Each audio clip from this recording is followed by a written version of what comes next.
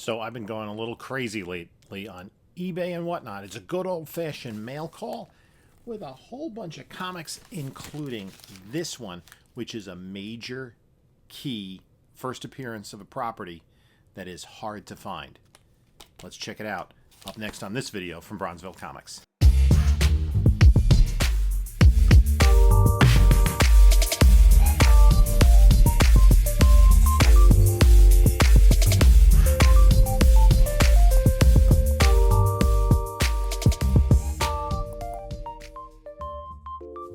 Hey there, comic book community. This is Jim from Bronzeville Comics coming to you with another video.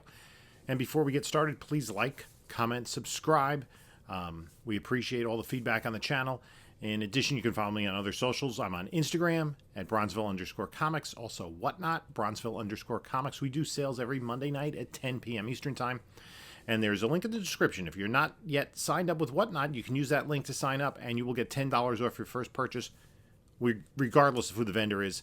There's also a link to my eBay store, my email, and there is a link to the webpage for King Con 4, which is coming up at the end of March 25th and 26th in Island, New Jersey. It's going to be a great show. It's a show that is entirely about comic books.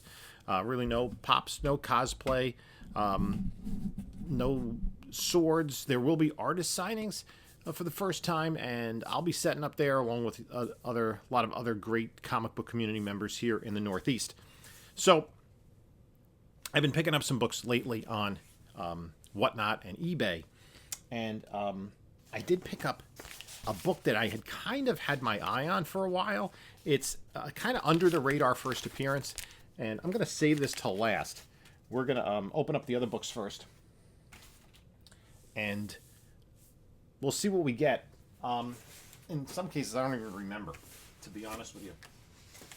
But we'll have some fun opening this up. I don't think I've done this big a mail call in a while. So this first big package, I'm pretty sure this is from Hell Destroyer Comics on Whatnot. He had a really great sale going with a lot of high-grade bronze books in runs. He was putting together lots of books, and the price for some of these I couldn't resist. So, I don't even remember I remember some of the stuff I got here, but I don't remember everything. So, okay, lots of bubble wrap. That goes in the bubble wrap pile to be safe for future mailings myself. And painter's tape, that's good. So, there's 4 of these envelopes in here. So, there are a lot of comic books. Oh, this is pretty cool. I picked this comic up, and since the property's just been rebooted, not a big key, but this is a copy of Quantum Leap #1. I didn't have #1. I have a lot of the other issues of the series. I think I'm missing like 3 issues in this series, so that was pretty cool. This book I tend to get, when DC did Amalgam back in the day, they did these mashups of different heroes. They did Spider-Boy and X-Patrol and I forget, Bruce Wayne, Agent of S.H.I.E.L.D. Probably the most popular ones were Darkclaw, and this, which is based on the style of the Batman animated series, Darkclaw Adventures, which is a mashup of Wolverine and Batman. Then I got, I guess, this random Wolverine lot. I got this because it was cheap.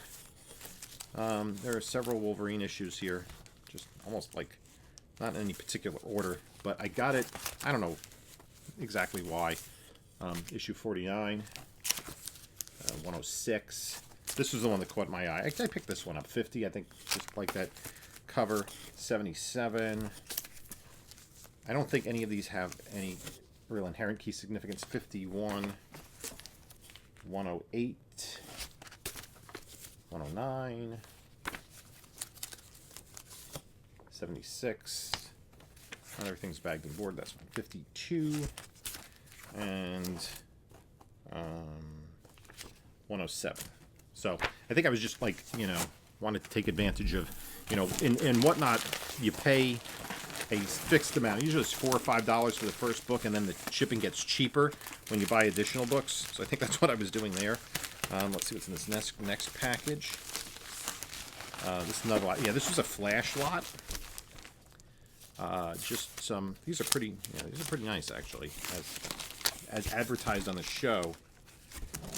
Just put this box here. So this is a bunch of flash books from. I think this is late 1970s, early 1980s. 279. What else do we have? 276. These are just going PC. I'm low-key trying to pick up complete a flash run. 284. 271. And I have to check this one. 291, which also has a Firestorm backup. Some of these Firestorm backups were drawn by Perez. This is 286. First appearance of the Rainbow Raider. Who knows? after James Gunn's announcement, you never know what's going to pop. And 327. So those were real cheap, like maybe like $1 or $2 per book for the run. Then we have this, and this is a Green Lantern lot. This is a nice one. 125. That's probably a Gil Kane cover. It's hard to tell. I think it's Gil Kane. 114. 113. Yeah, these are all really nice. 117. 119. 120. And 121. Again, these are all in really sharp condition. And these are, like in the very fine to near mint or better range. And then there's one more, I think one last bag in here. Yeah, one last one. Using a lot of the free postal packing materials. And this one, more Green Lantern. This was a different lot, and I'm like, sure, sign me up. These are nice. 122.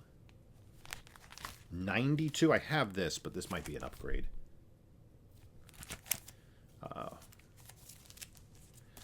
136, first appearance of Citadel.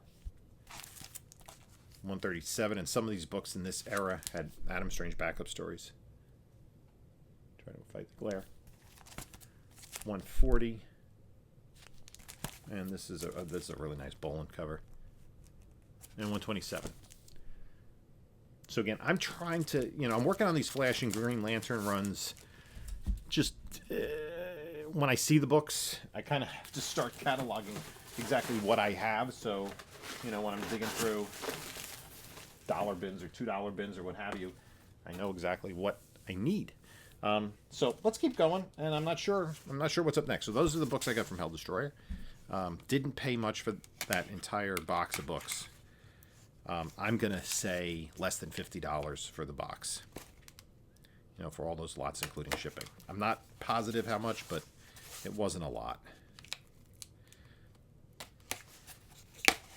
Each of the lots were like in the $10 to $20 range. Oh no. This was another Whatnot sale, just kind of impulse. I picked up this Avengers 141. With this Squadron Sinister appearance.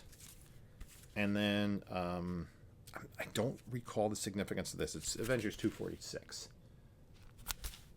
I thought this thing listed as 6.5. It looks like it might be nicer. I don't see anything majorly wrong with it, at least for the front. But I thought that was a pretty cool pickup.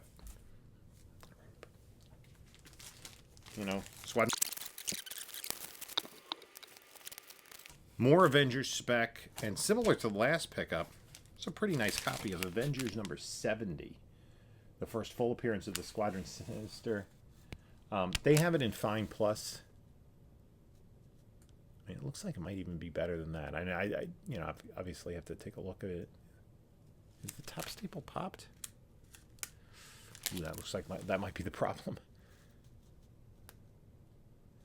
Other than that, the book looks really nice. Well, a little bit of a reader's crease. I guess the Fine Plus is pretty accurate. Nice book.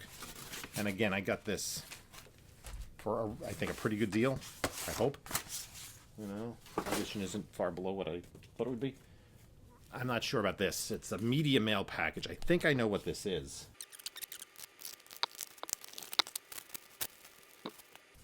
Okay, let's see what this is. I have... Oh, Richard Dragon Kung Fu Fighter. It was a 2-book lot on eBay. So I got number 18. No big deal there. But this is lower grade. But I thought this is number 5. And it's the first appearance of Lady Shiva. It's probably the most significant book in the run. So... Again, I thought this was a pretty good value. It's a mid-grader. But will we see her in movies or on TV? Never know. This isn't worth getting graded. So I think I'm just going to hold on to that, put it in the PC for now. Let's see. Next, an eBay sale. I decided I would just pick a random. I really did. I think I did a random number on my computer, and I randomly picked a month and year from the Golden Age, and it was May of 1946, and this book is a book from May of 1946. It's Walt Disney's Comics and Stories, Volume 6, Number 8, with this Donald Duck cover. I am trying to pick up, theoretically, every book that came out that month. You can see that there's some spine wear on this. So it's a mid-grade, but I think it looks... And there's a, what you would call a subscription crease. Probably just some kid folded it in half, you know. But other than that, I mean, it's a pretty nice-looking book. I think I paid $45 for this on eBay. It was an auction. There were no other bidders. So I will have to take a look at this and do a page count. But this 1946 project, I have a handful of books that I picked up. I originally started going alphabetical order, and then I pick up things as I see them at shows or whatnot, if I see the prices right. And I like it because it's really kind of a peek into Americana at that point in time. And just as important as, superheroes or Schomburg covers or Batman is Walt Disney books. That was a huge part of the, American popular culture in 1946. So, this is not anything I'm just gonna put in the collection. I like to get books that, are in at least mid-grade. I can even deal with split spines. And for the books that aren't big keys, it's really not that crucial. I'd like to get nicer books for that collection. And again, I could always upgrade if need be. Okay, we got 3 more packages. You can tell it's Whatnot because Whatnot, for all their shipping, uses this company called Shippo. There's no choice. Can't even hand deliver it. It's you'll see Shippo down at the bottom. And so I picked this up. It's really taped down well. This was listed as a high-grade newsstand copy of All-Star Squadron number 1. This was I have my own personal copy, which was not newsstand, but I picked up a couple other copies. I was a huge fan. There's a little blunted corner in this book. I would love to be able to submit a book and get it back newsstand 9.8. For this particular book, that might be a bit aspirational, but I really like this cover. And Roy Thomas chose to put Hawkman, Adam, and Dr. Midnight on the cover because those are his 3 favorites, and Hawkman was the only character who was in every issue of All-Star Comics in the 40s. And he is in one way, shape, or form in every issue of All-Star Squadron. And then you see all these different DC and quality characters that they have to choose from on the wall and on the table. Some of which would became members of the All-Star Squadron, some which did not. So that's a cool book. So let's take a look at this next package. And again, that was very cheap. You know, even taking into account one book shipping, which is like $4 or $5. So I picked up, I picked up 2 books. I picked up Showcase 65 with the Inferior 5. This is not their first appearance, but I just thought that was kind of cool. They were a comedic comic, kind of a spoof of superheroes. And then this is, it's got a couple spine ticks though. Copy of Wonder Woman 82, this Brylan Boland cover with the DC Universe logo. So, you know, I would love to get, you know, something like one of these DC Universe logos in a 9.8. This is not that. Even with a press, that's not gonna, it's gonna be too much. Yeah, right there. I think that's too much. So then there's one package left. Now this package, I had been scoping it out on eBay. I saw it as a new listing, and I saved it. And I was kind of hemming and hawing as to whether or not to purchase it. And I believe, yeah, no, I made an offer. The seller countered, and I accepted it. So this is the first appearance of a major pop culture property. It's, I believe, a 15-cent book, but don't hold me to that. There are only, I think I looked it up, only, I got it here, 61 copies on the census, 3 of which are qualified. So it is not an easy book to find, and it is, in higher grades, pretty pricey. And this looked to be in reasonably high grade, and I just thought it was really cool because this is something that was very much a part of my childhood. So it's neither Marvel nor DC, number one. It's a property that, this is not the first appearance of the property. Right? It's first comic book appearance. The first time that this property was used, it was created, was in a novel, which was a non-English novel. It was not written in the United States. And it was written in a foreign language. And then it was adapted to a movie directed by an Academy Award-winning director. It has since had, I believe, we are at 9 movies based on this franchise, a live-action TV show, an animated TV show, different comic incarnations over the years with different publishers. They have it listed as a 9.0. Fingers crossed. I mean, the pictures look pretty good. So we're going to take a look at this.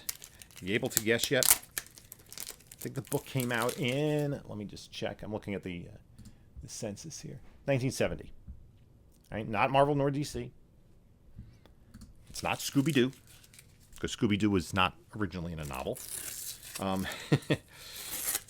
And none of the Scooby-Doo movies were directed by an Academy Award winner. So what we have here is, it's actually a 25-cent book because it's larger. This is pretty. Beneath the Planet of the Apes. The first time we see Planet of the Apes in comic book form. And it's Gold Key book. Based on, this is the second movie in the series. Beneath the Planet of the Apes movie came out in 1970.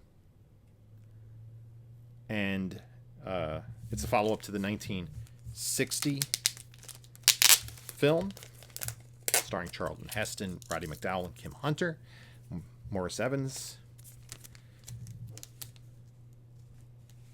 I'm going to take this out. This looks very nice. Now,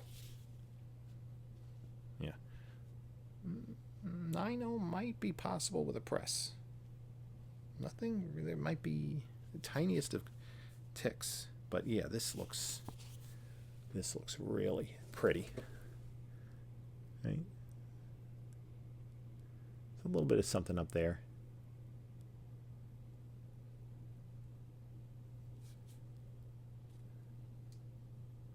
But, I mean, this is not a book that you see in high grade very often.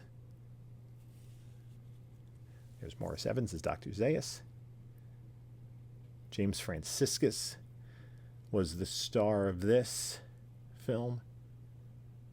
Kind of. Charlton Heston did have a brief appearance. Back looks really nice. And one of the things that makes this very difficult to get in high grade is, you gotta be careful with this, there's a poster included in the centerfold, which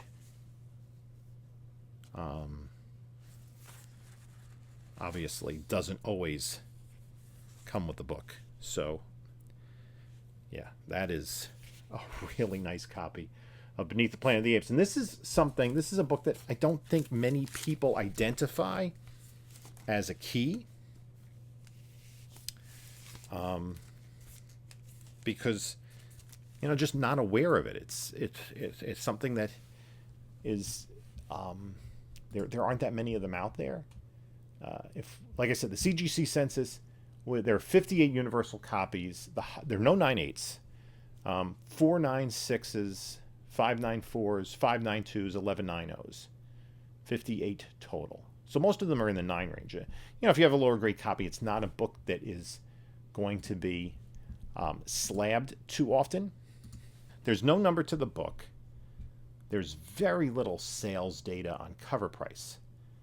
The only sales data I'm seeing is for a $240 sale for 7.5 this past October.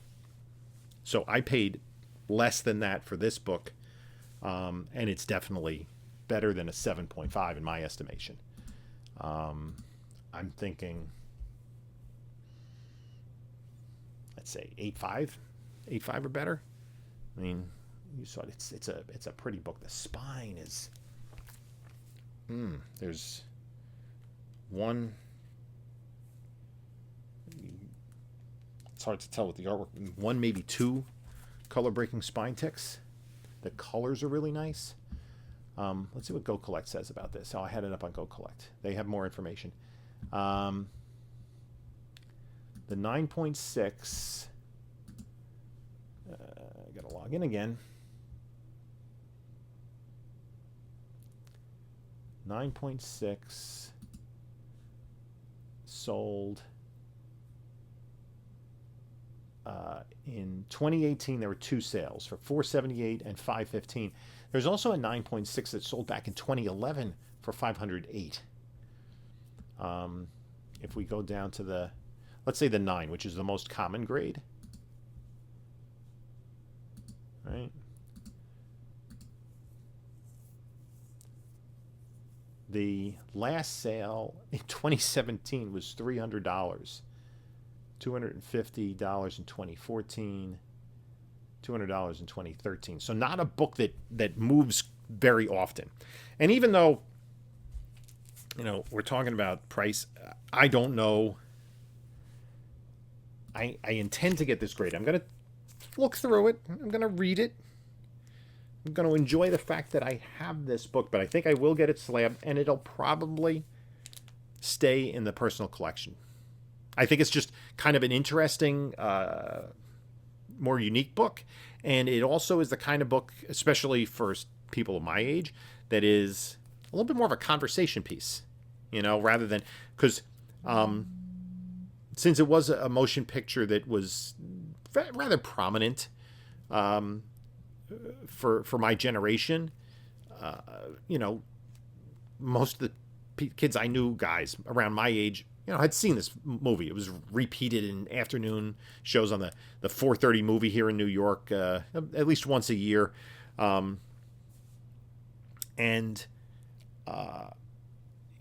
it was one of 5 movies in the first series. So the first series, Planet of the Apes, came out in 1968. It was directed by Franklin J. Schaffner, who 2 years later, the year that Beneath came out, would win an Academy Award for directing Patton with George C. Scott.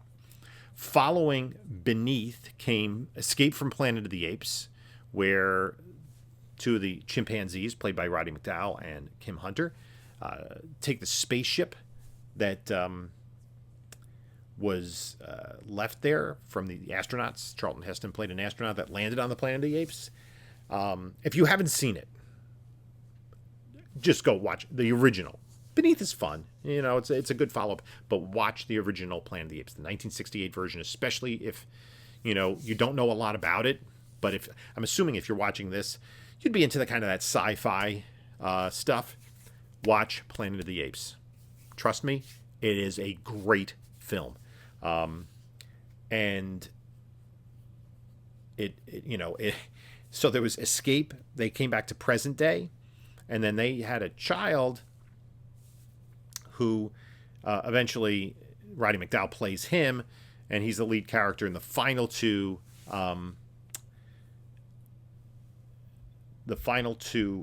installments in the series, Conquest of the Planet of the Apes and Battle for Planet of the Apes. As the movies went on, the budgets decreased, and so like the apes in some of the scenes, instead of getting full makeup, John Chambers was a makeup artist who won an Academy Award for the film in 1968. A lot of them would just wear Halloween masks that had been mass produced at the time. And the movies got shorter, less scope. It's originally based on a French novel by Pierre Boulle, who also wrote the book Bridge on the River Kwai, which was an Academy Award-winning movie starring Alec Guinness, who you may well know as the first Obi-Wan Kenobi. And so the movie came out in 1968, followed by 4 sequels. After the 4 sequels was a short-lived television series that I watched weekly that also starred Roddy McDowall. He became really the driving force on screen of Planet of the Apes. And then it kind of died down, you know. There was a whole generation of people who watched the movies on reruns. It was in, you know, late shows, and then the original was still well received and got VHS releases and then DVD. And then Tim Burton did a remake, which is closer to the original novel. And they were, I think, planning to do sequels. It starred Mark Wahlberg. But that was scrapped. And then we saw a new batch of Planet of the Apes movies come out in recent years. The most recent one was directed by Matt Reeves, who's now doing the Batman movies. Those were pretty good. But they were all set in present day, and they kind of broke from the